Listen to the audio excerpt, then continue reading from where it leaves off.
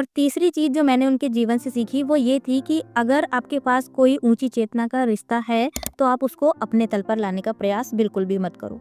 आप अगर कर सकते हो कि आप उसके साथ चल दो और उस यात्रा में, जैसे सावित्रीबाई फुले जी पहले नहीं पढ़ पाती थीं, लेकिन उन्होंने खुद को तैयार किया और भारत की पहली शिक्षिका बनने तक का सफ़र उन्होंने सीख कर किया।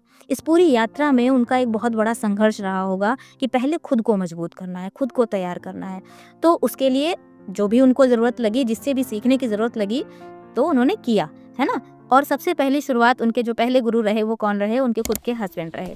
तो अगर हमारे पास कोई रिश्ता है ऐसा जो हमें अच्छी चेतना का बना सकता है, तो हमें ये क्यों प्रयास करना है फिर कि नहीं हम मेरे लिए जियो, मेरे लिए समय निकालो, नहीं ये काम ठीक नहीं है, ऐसा नहीं करना चाहिए। तो सबसे पहले हमें सही व्यक्ति की पहचान करनी है।